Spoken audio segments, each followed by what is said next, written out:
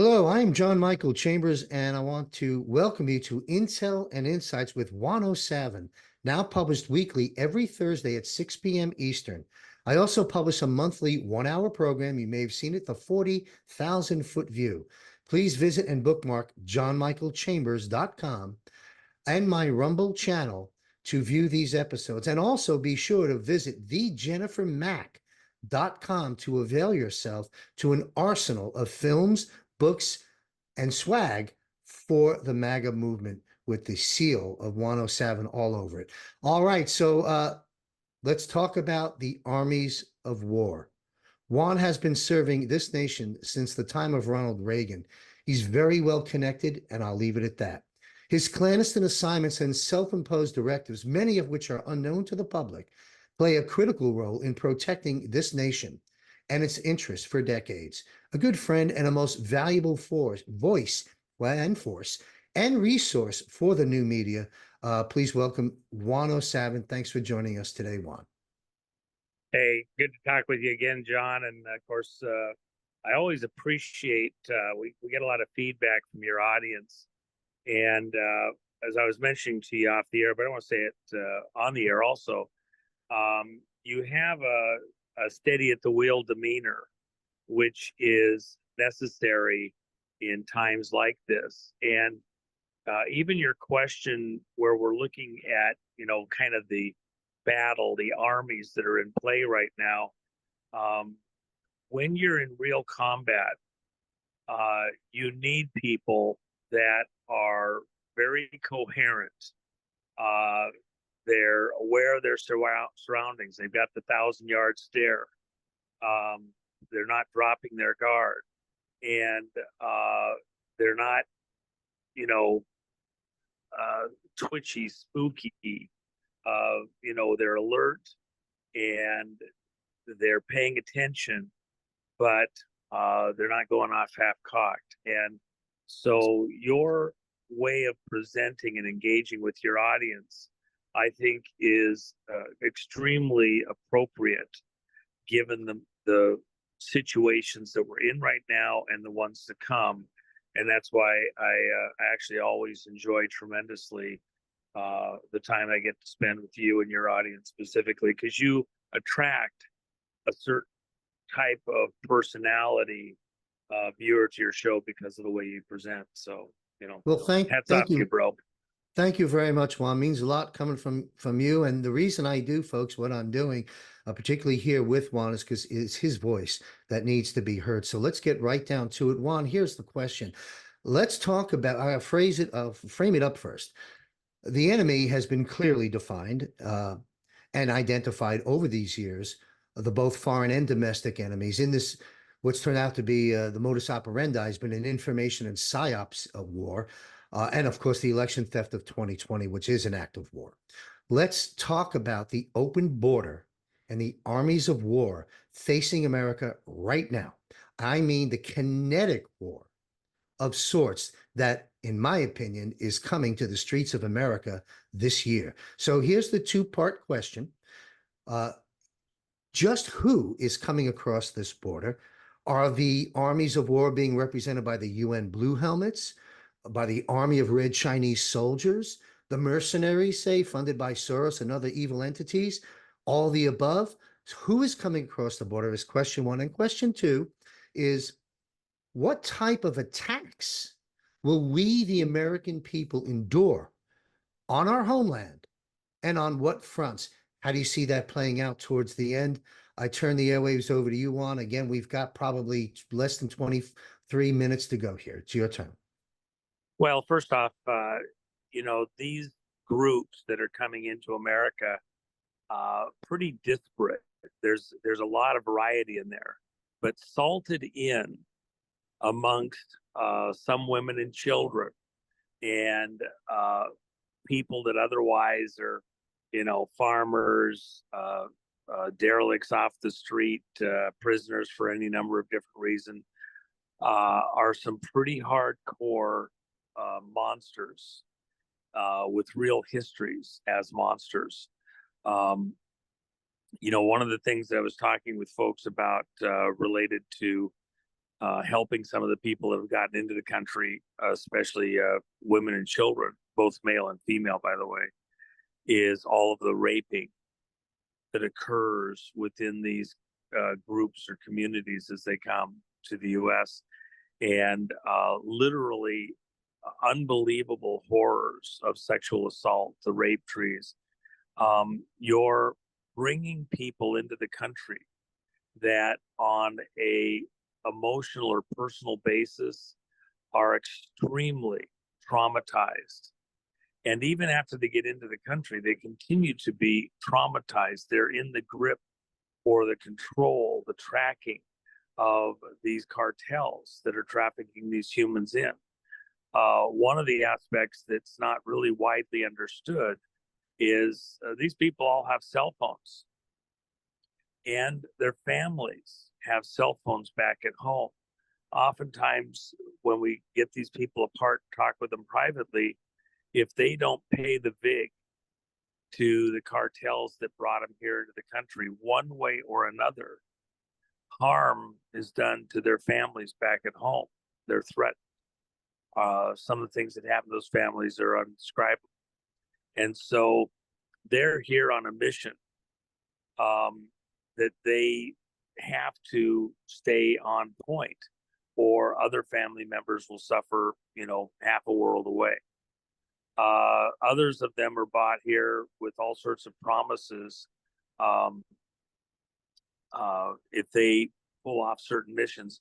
And for comparative purposes, just imagine what kind of stories, enticements, programming went into those 4 men who went into the concert hall in Russia and killed and maimed 150 people dead, a couple hundred, several hundred seriously injured, some of them that won't make it even now. What were they promised? You see the demeanor, because we have the videotapes. The world's been shown the videotapes of these people doing what they did in the concert hall. Imagine the mentality of the man who, after having shot these people and they're laying there and he can't find any more people to shoot, sees a guy barely holding on to life, walks over to him with a knife and slashes his throat repeatedly, numerous times, until the guy rolls over and is gurgling to death. There's a certain hardness and non-value of life. And then they believed that they were going to get away and get back to some safe territory. They had a plan. But it wasn't just the 4 that were in the concert hall also, by the way.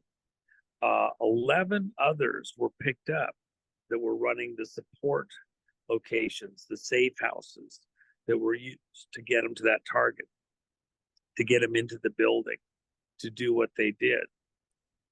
All of those people believed that they could pull this off and survive and walk away. They may have thought that, there was risk and danger until it actually happened. They didn't know that, they just divorced themselves of, were they going to ever get caught? Again, they didn't seem to be that concerned about the getaway when they want to take the time to go slice the throat of this person to verify they had as many dead as they could and there's nobody else left to go get, and then do their getaway. I compare that to the people coming over the border into the US. Most people in this audience, John, have not actually, they may have seen movie stuff. A tiny percentage may have at some point in their life been confronted with a true killer, a shark where there's no soul behind those eyes, who has done something to them or someone around them, and they have had to face some type of evil that uh, is not of this world, a hardness that's not of this world. Until you have had to kind of look that in the eye, face some trauma of that type, it's hard to actually grasp that someone could be that far gone. And so you'll deal with a lot of people that they're going to help the devil, sympathy for the devil, he's not such a bad guy. They're not so horrible. There's still hope. It's the movie Old Yeller with the puppy that you raise and it was all good and everything else, and then when you're confronted with the rabid animal whose bite can bring a horrific death, who's not in its right mind.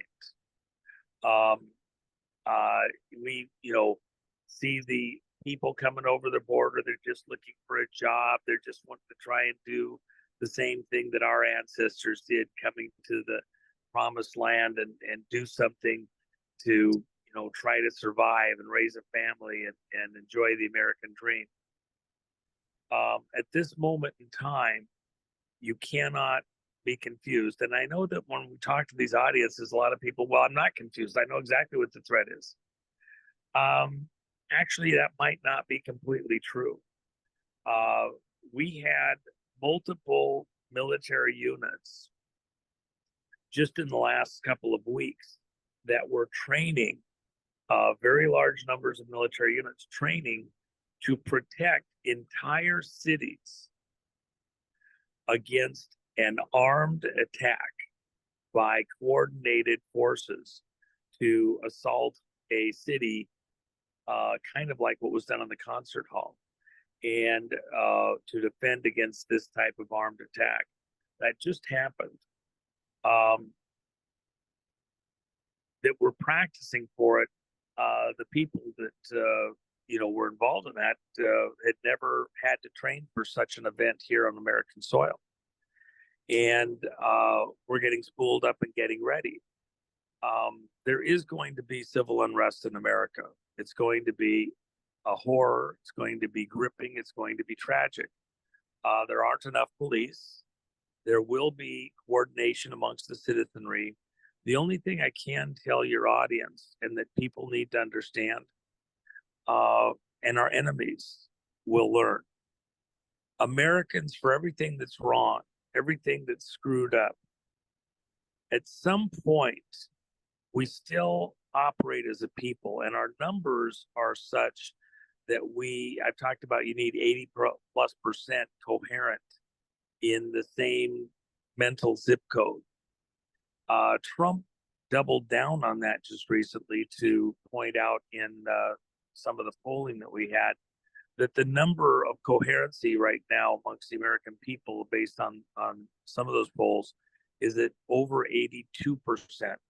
Now, why was that critical? Because it means that we have a margin beyond that needed coherency of about 2%, which is huge. It doesn't sound like much, but you have that 50-50 that was there back, a couple of years ago, in the 2020 range. It was probably real number, something around 40-60. But with the artificial polling, arguably 50-50.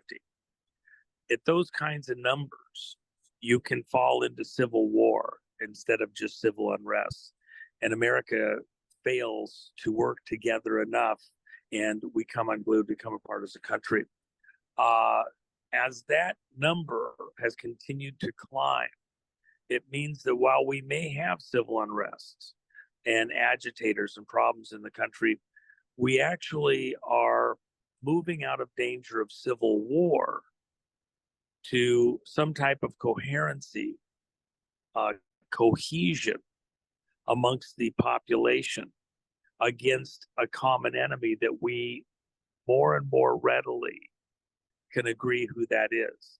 It doesn't mean that we're going to go attack anybody that came over the border indiscriminately, women and children. I don't care who it is, we're taking them out. It means that we are going to kind of band together and work the problem and avoid, uh, uh, you know, losing our minds, if you will, collectively, societally, that we will work the problem together. And as the problems escalate in the country, which they're going to, and it's going to be gripping, it's going to be a horror, it's a near death experience for America. But what's going to happen is our citizenry is going to find reasons to work together more closely, to be able to pick the good guys from the bad guys and align themselves together, what we call closing ranks. And it will be harder and harder for our enemies to hide in our midst. In fact, we will hunker down somewhat based on various societal pressures, economic, political, regional, infrastructure, transportation, etc., are going to make it more and more difficult for us to move and dance and be places other than close to home. But that actually works to the advantage of the citizenry, because the intruders, the new faces stand out more. And while we're hunkering down in place, they're trying to move around and become more visible because they don't actually have a place that they fit in. And the places where they do fit in will be mutually self-identified locations where they tend to band together. And so the intruders will stick out more so and be more readily, they'll self centralize to numerous locations and be easier and easier to rodeo in and take control of. Don't expect that to be without drama, though. It will be gripping at places. It'll take some time, but ultimately, Americans will do what Americans do. They will close ranks, and we will defeat this enemy on our own turf. And we'll be stronger for it. We will know who our true friends are and who they aren't, coming out the other side of this. And that includes the people that betrayed us internally, politically, betrayed us in the business world, even other nations that decided to try to help with the attack and aligned with some of these globalists to attack America. And we will have some good neighbor friends and some lousy ones. It's actually a gift, John, to get to find out who your true friends are in a moment of crisis. Oh, yeah. There's a lot of fair weather people that are going to be shown for who they are. It's a gift from God to find out who your true friends are, whether it's people you work with, the politicians you vote for, or even family members. And there's something that there's moments in time that you'll find out who the ones that are closer, even than a brother or sister, in those moments of crises. That it's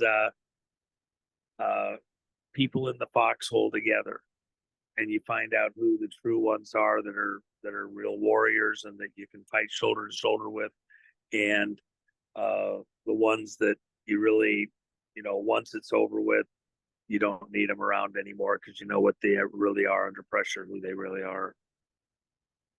I understand that one because on a personal note, through my journey in this war over these decades, particularly over the last couple of years and some recent events, in terms of finding out, who's really in this and who your friends are.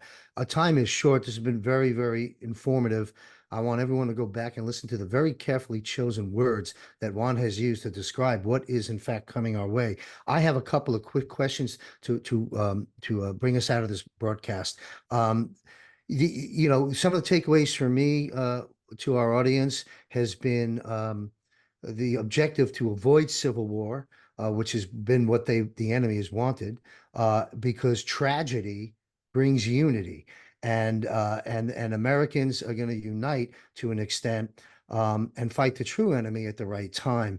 So that's very encouraging. Civil unrest is coming, and Juan, by you launching into this question, answer rather to the question, and describing and defining who the real enemy is. That wasn't where I thought you'd go with this, but that's exactly where we needed to go. Please, folks, listen to it again. My closing question to stir the pot a little bit here and bring us out of this broadcast, Juan, is simply this. And the 82%, thanks for bringing that up. Years back, you educated me, our audiences, and on other platforms as well about what that means and so forth. To folks listening, I'm going to cover that more in my 40,000 foot view show, which publishes April 5th. But I want to say this one, sort of a statement question.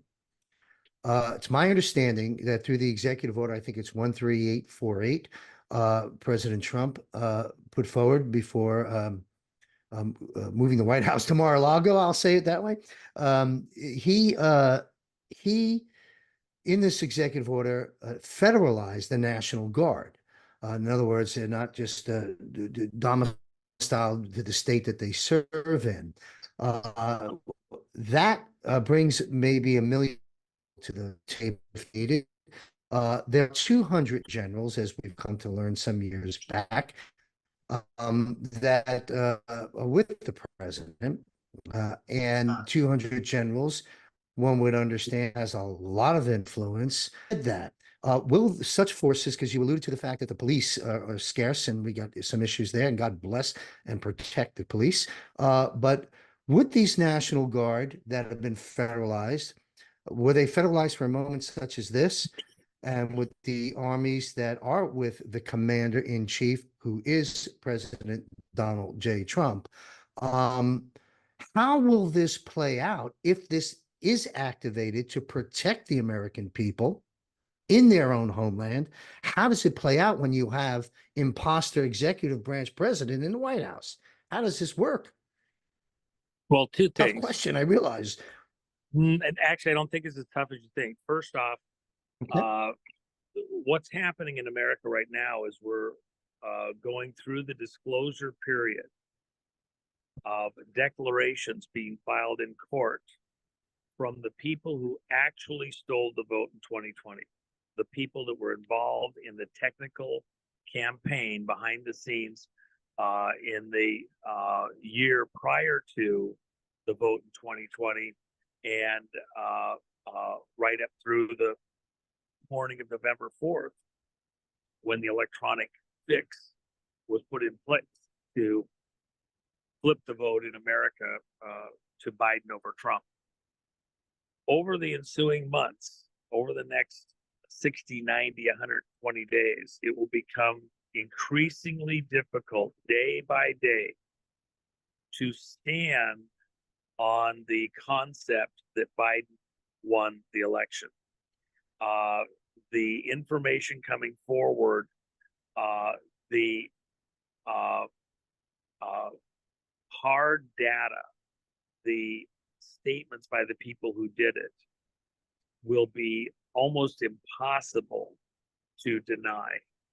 And so America is going to, and the world, because the world's on this ride also, it's going to be impossible, in my opinion, to deny that Congress certified Biden as the winner of the election in violation of their oaths, just like the Brunson case identifies, and put America and the world in a conundrum.